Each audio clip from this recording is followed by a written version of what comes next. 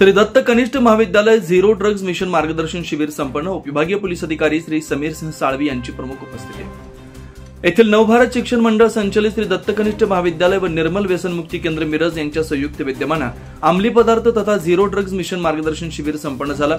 या शिबिरासाठी उपविभागीय पोलीस अधिकारी इचलकरंजी श्री समीर सिंह साळवी, प्रसिद्ध मानसोपचार तज्ञ डॉक्टर श्री चंद्रशेखर हलिंगळे, कुरुंदवाड पोलीस ठाण्याचे पोलीस निरीक्षक श्री रविराज फडणीस, महाविद्यालयाचे प्राचार्य श्री आर.जे. पाटील यांची प्रमुख उपस्थिती होती. यावेळी प्रसिद्ध मानसोपचार तज्ञ डॉक्टर श्री चंद्रशेखर हलिंगळे यांनी महाविद्यालयातील विद्यार्थी व विद्यार्थिनींना विविध प्रकारच्या अंमली पदार्थांविषयी माहिती देऊन त्याचे दुष्परिणाम व सवयी यांच्यापासून असणारा धोका याविषयी चित्रफितीद्वारे मार्गदर्शन केलं.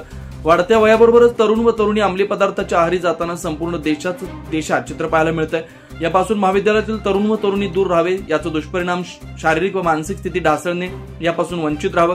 या अनुषंगाने श्री दत्त कनिष्ठ महाविद्यालय व निर्मल व्यसनमुक्ती केंद्र मिरज यांच्या संयुक्त विद्यमाने हे शिबिर आयोजित करण्यात आलं होतं. यावेळी बोलताना उपविभागीय पोलीस अधिकारी श्री समीर सिंह साळवी म्हणाले, तरुण वयात अंमली पदार्थांच्या आहारी जाऊन अनेक तरुण तरुणींनी आपलं आयुष्य उद्ध्वस्त केलं. शरीर मानसिक त्रास सहन करत असताना कायदेशीर कारवाईला बळी जात आहेत. या विभागातील तरुणी व तरुणांचं संमोहन होणं आवश्यक असल्यानं हा स्तुत्य उपक्रम राबवला, याबद्दल समाधान व्यक्त केलं. विद्यार्थ्यांनी करिअरकडे लक्ष देऊन अशा अंमली पदार्थांच्या आहारी न जाता यशस्वी गरुड झेप घेतली पाहिजे. कार्यक्रमाचं स्वागत व प्रास्ताविक महाविद्यालयाचे प्राचार्य श्री आर.जे. पाटील, सूत्रसंचालन सहाय्यक शिक्षक श्री एस.डी. मस्कर, आभार श्री व्ही.एस. थोरात यांनी केले.